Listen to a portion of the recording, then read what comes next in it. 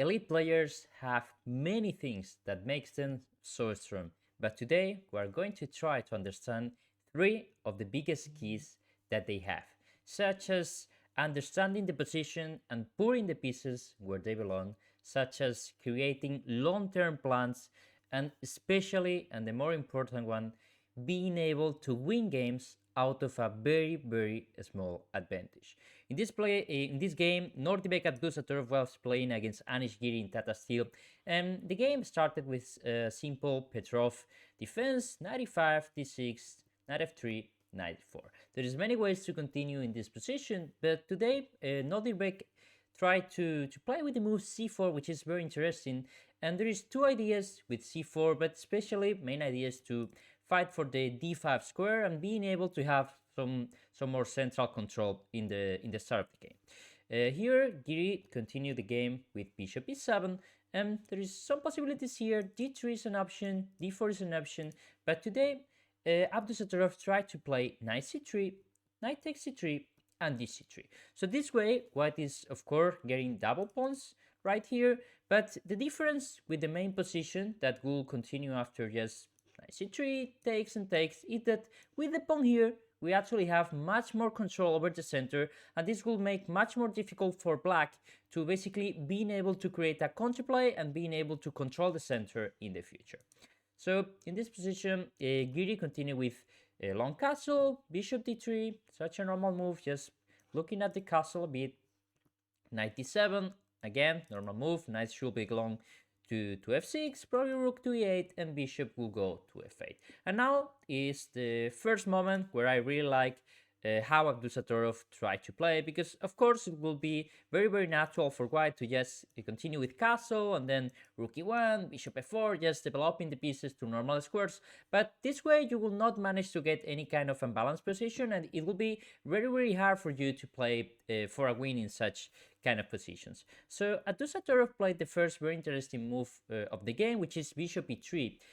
With bishop e3, white wants to keep basically very flexible options with the king, so you didn't decide yet if you want to castle long, if you want to castle short. Everything is still open, and if you play like that, it's much harder for your opponent to know to actually where to place his pieces, right?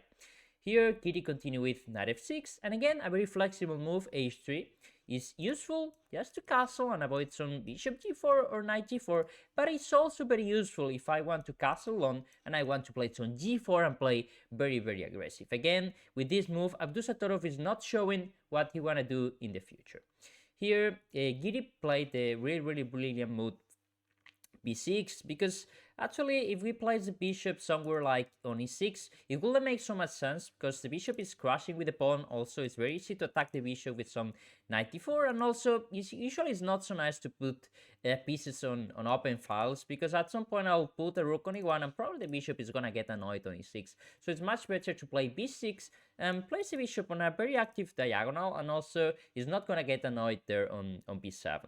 So again now, Abdusattorov played queen c2, and queen c2 is already showing white's idea pretty clearly, because we're attacking h7, we no longer defend f3, so after bishop b7, we are of course not going to castle short, because okay, we definitely don't want that in our structure if we are castle short, but we don't actually care so much if this happens when we are in the long castle, because now the g file is open, we can bring some pieces, push the h-pawn, and actually we're going to get a really nice attack. And also, light square are kind of weak right now, and it will be very easy for us to exploit that.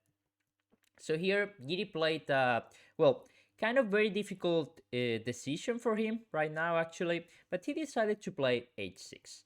I say that it's a difficult decision for two main things. Where the first one, and probably the most obvious one, is that now we have the possibility of breaking here on g5 at some point, which is definitely not something so nice you want to do with your castle. And also after h6, the a5 square is much weaker, because if I play knight d4 trying to play knight f5, with the pawn here you will basically never be able to play g6, because I will have either bishop g6 or also h6 will be hanging. But still, and even with that happening, h6 still a really good move. Why? Well, if black wanted to continue with something like rook e8, then there is some ideas that are pretty annoying, like knight g5, attacking here. You definitely don't want to play g6 because it's much easier to break on h5 than it is on g5, as we'll see in the future. And also, after some h7, h6 idea, we have now some ideas like bishop h7, king has to go to f8, there is some sacrifices here, there's also some ideas like h4 followed by bishop f3 or even f3 g4. You can never really take because after h takes, your king will be very weak. So it's not nice to play h6, but probably is less nice to not play h6. So here, Abdusattorov actually have many different possibilities, and I know many people, myself included, will be very tempted to play something like knight d4 and then try knight f5 and then try to play with some attack with g4. But Abdu Satorov just tried to play much more quiet. He played the move rook h e1, just trying to control a bit the center, just the open file, and just try to keep developing the pieces. Rook e8 came from Anish Giri, and now bishop d4. So all my pieces are looking directly to the king. Still, my knight doesn't have pretty nice jumps, but we are still working on that. So here Giri made a natural move, but it's a move that probably he's going to regret the rest of the game because he played the move c5. After c5, of course, black is creating some weaknesses on the light squares, so it will make a lot of sense for white try to get some more controllers of the white squares, and that's why Abdusattorov tried to change the bishop for his knight.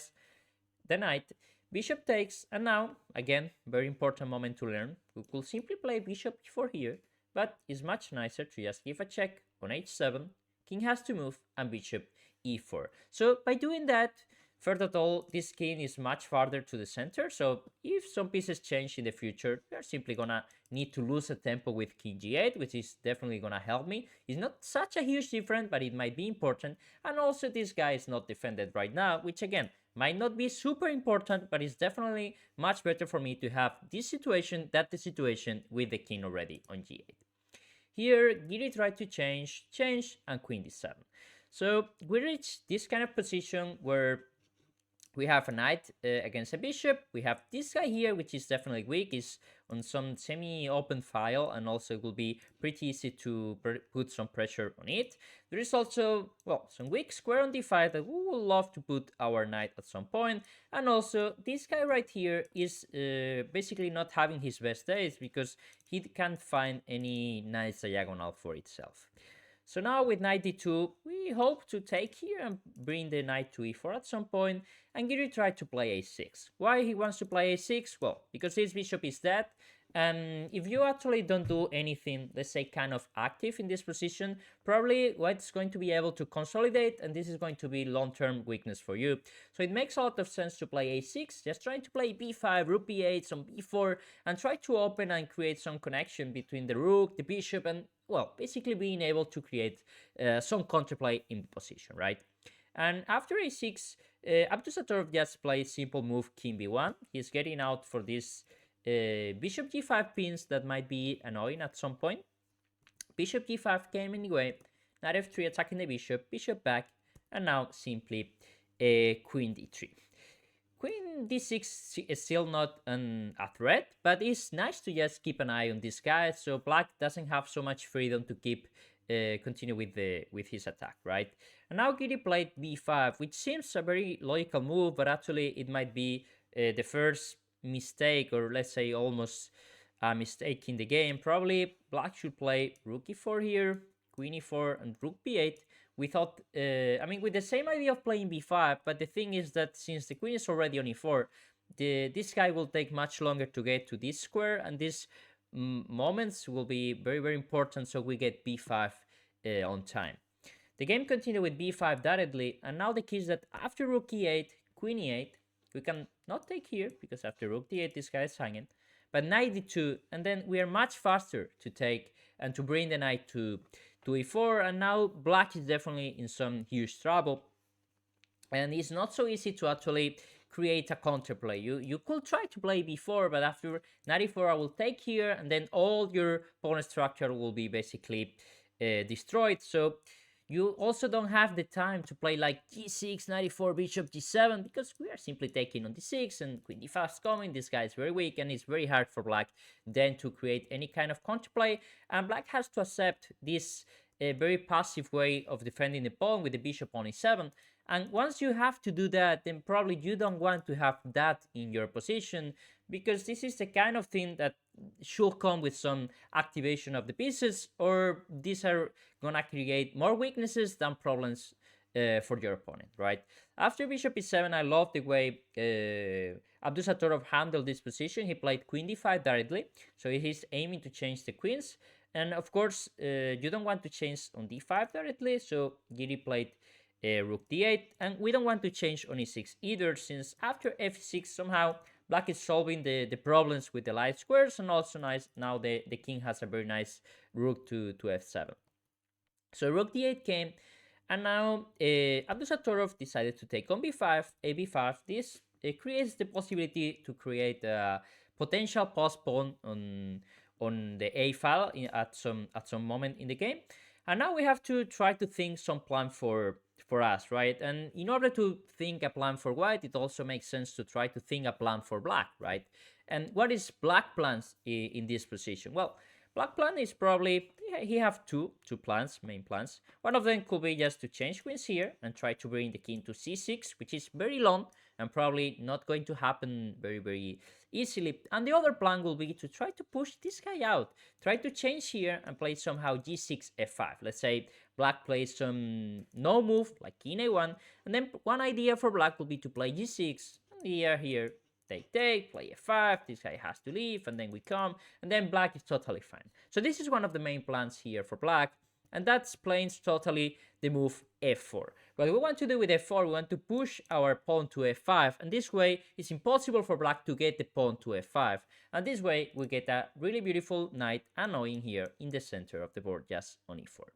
So after king g8, f5, we're also forcing black to take here, rook d5, and thanks to the pawn we have a lot of space, and also we're not allowing black to push our knight out of e4, right?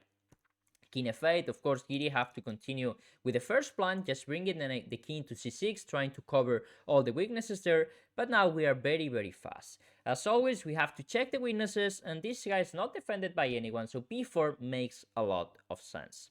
Here, Giri tried to keep coming closer with the king, and also we have to activate our queen with king b2, and rook d7, trying to, well, come at some point with the king, and now, well, there is many different possibilities. Abdusattorov tried to gain some space with g4, king d8, and now I love the way, again, Abdusattorov handled this position. So we definitely have to do something, and we should do it quick, because if this guy reached c6, we have to move the rook, and then he gets d5. We're not going to have any kind of advantage in this position. We could try some king b3, but again, it's pretty slow, and if we try something like that, after take, and then king here, rook a7, we don't really have time for that. So Abdusattorov played really active with the move c4. So we simply want to take on b5, so black pretty much have no other option than taking here. And then we don't play b5, which will make some sense actually, but we actually take on c5, d take, rook take, and king c3. And the key is that after king c6 and king c4, at some point we are going to, well, simply run with this guy. This king will have to take. We'll take this guy, and our king will be much closer to these pawns, and this will be basically the key to win the game. And this was Abdusattorov plan, and there was not so much black could try to avoid that. King b6, a4, king c6, knight f2. Well, here white just wanted to reach the move 40, and then after bishop e7, a5, we continue with the plan, bishop e7, and now simply knight c3. We want to play knight b5 followed by a7. Here also after bishop e3, it's really nice that Abdusattorov puts his pawn on h5, because this way it will be much easier for him for tactics to happen. And if, let's say, at some point I have to take here, whatever plays on g5, it will be always much better for you to have the pawn on h5, because this will allow you to be much faster if the pawns have to run, right? And also it creates a really annoying idea, which is Now the bishop, of course, have to keep defending the pawn on c5, right? Because otherwise, well, I simply take it. But then also, if you are not controlling d5, I have this beautiful idea with d5. If you take, I play f6, then h6, and there is no one to stop this pawn. And if you do nothing, well, I'm threatening f6, and again, to promote this guy, you will have to play f6, and after g6, I create a huge weakness on g7 that I can simply go pick up and then just promote the pawn, right? So for black, having the pawn on h5 means that you can barely not move the bishop at all, and that's why Giri tried to play something like king a8. And now again, king d5, king b7, and king d6, because Abdusattorov simply realized that, well, you cannot move this guy, you can only move this guy. So king e8 will be, let's say, only move, and well, there is plenty of ideas to win this game. Probably king e7 is easier, but also pretty easy to play king c6, and you have to play c4, and then I take your pawn. Here, Abdusattorov also calculated really well, because after bishop a7 and knight a7, it will be actually not so clear, because it doesn't look we are so much close, right? But the thing is that black don't have time to stop our king with playing this king c7, because again, we have this beautiful g5 idea. If you take f6 and we promote, and after after g5, it will play f6, then I can simply take, and then my king will pick up all your pawns, right?